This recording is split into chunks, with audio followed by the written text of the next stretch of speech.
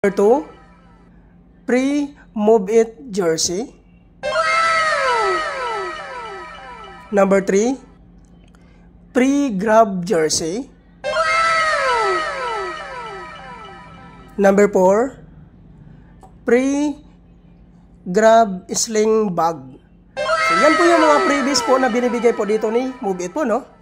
At ano naman po ang mga requirements na kailangan po nating i-prepare before po tayo pumunta sa spot activation na ito.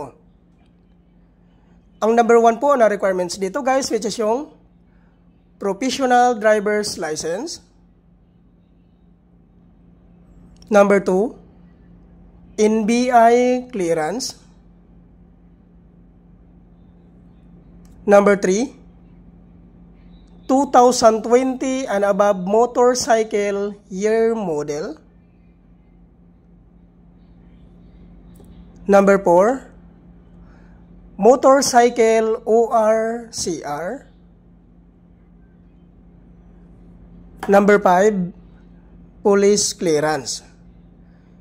At regarding naman po sa mga sikanhan po na pagkabili ng kanilang mga motor, ay kailangan nyo lang po magdala ng deed of sale.